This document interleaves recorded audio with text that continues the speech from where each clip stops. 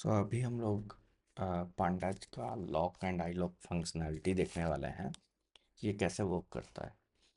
सो होता क्या है कि कभी कभी मान लो कोई डेटा फ्रेम है या कोई डेटा है, उसका कोई अपडेट करना है, उसका कोई रो निकालना है। इस केस में हम लोग यूज करते हैं। सबसे पहले हम लोग आई लॉक देखेंगे। तो आई लॉक के समझने के लिए मैंने पहले एक डेटा फ्रेम यहाँ पे एक डेटा डाल रखा है, मैं इसको लोड करने जा रहा हूँ। तो सबसे पहले हम लोग करेंगे import pandas as pd, then import nph np। Now अभी इसको रीड करना है तो हम लोग क्या करेंगे, pd मीन्स पांडा डॉट रीड csv। फाइल का नेम क्या है, अगर मुझे नहीं पता मैं क्या करूँगा, मैं इसको रीनेम पे जाऊँगा, इसको कॉपी कर लूँगा और यहाँ पे पेस्ट कर दूँगा। ठीक है, अब ये डेटा फ्रेम में लोड हो जाएगा। तो मैंने डेटा फ्रेम में लोड कर दिया। अब मैं स्टार्टिंग के दो तीन रो देख लेता हूँ। Data frame dot head of two, let's दो कॉलम मैंने देखे। अब ये है कि लेट से मैं एक मॉडल कराने वाला हूँ, मशीन लर्निंग मॉडल लेट से। और मुझे चाहिए कि डिलीवरी डिले जो है यहाँ नो ना हो, नो की जगह पे कुछ और हो, न्यूमेरिक कॉलम हो। इन दैट केस मुझे इसकी वैल्यू अपडेट करनी है। हम कैसे कर सकते हैं, तो उसके लिए हम लोग क्या करेंगे, लॉक फंक्शनैलिटी पहले मैं शो करता हूँ। तो डी एफ कौन सा कॉलम सेलेक्ट करना है, तो हम ब्रैकेट जब भी स्टार्ट करेंगे तो ये एक कॉलम सेलेक्ट करना ज़रूर करेगा। मान लो डिलीवरी डिले मुझे सेलेक्ट करना है, मैंने इसे कॉपी किया, इधर डाल दिया। अब डिलीवरी इक्वल टू, ये क्या है, नो है। तो ये मुझे ट्रू फॉल्स दे दिया।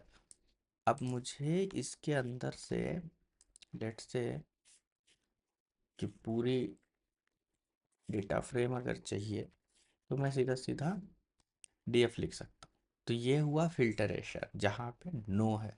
अब मुझे इसकी वैल्यू, नो की वैल्यू अगर जीरो करनी है और यस की वैल्यू वन करनी है, जिससे क्या होगा कि सारे न्यूमेरिकल कॉलम में कन्वर्ट हो जाएगी। तो उसके लिए मुझे ये कॉलम सेलेक्ट करना होगा। ये कॉलम कैसे सेलेक्ट करेंगे आगे, लेट से मैं क्या करता हूँ, मैं ये तो हुआ एक्स एक्सिस राइट। अब मैं वाई एक्सिस के ऊपर सिलेक्शन डाल रहा हूँ। तो अभी क्या ये एरर आ रहा है, क्यों आ रहा है एरर, क्योंकि इनवैलिड इंडेक्स एरर है राइट। इसके अंदर मुझे कॉलम की इंफॉर्मेशन नहीं। अब मुझे अगर यहाँ देखो, डिलीवरी डिले लेंथ इतना है, बूलियन टाइप है, delivery delay is an invalid की। इसके लिए मुझे क्या करना होता है, यहाँ पे बस लॉक लिखना है। ये एक नॉर्मल इंडेक्स जैसा वर्क करने लग गया। अब मुझे इसकी वैल्यू अगर अपडेट करनी है तो भी कौन सा कॉलम सेलेक्टेड है, कॉलम डिलीवरी डिले।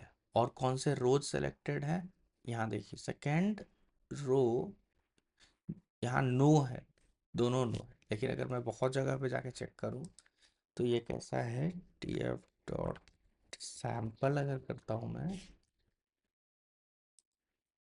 सैम्पल करता हूँ मैं 10 कॉलम का, तो नो यस दोनों है।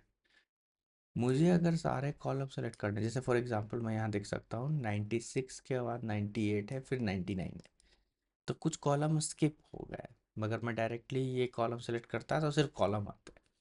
तो यहाँ पे मैंने क्या किया, delivery of delivery delay equal to no.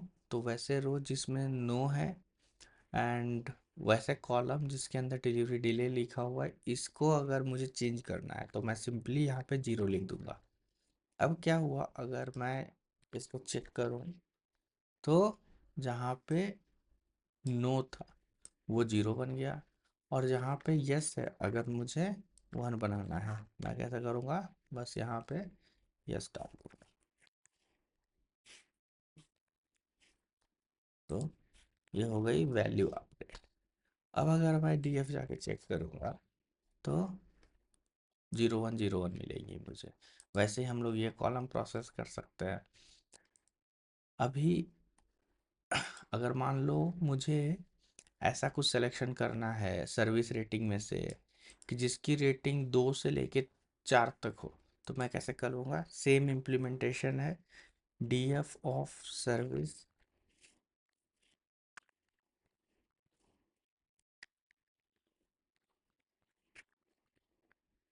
Rating,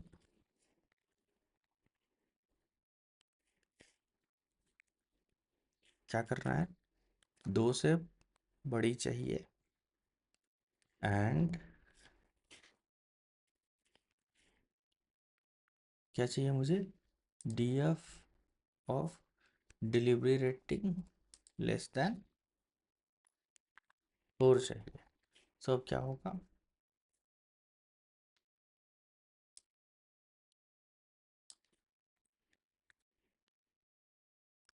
मैं एक डिलीवरी रेटिंग वी हैव, क्या बोल रहा है?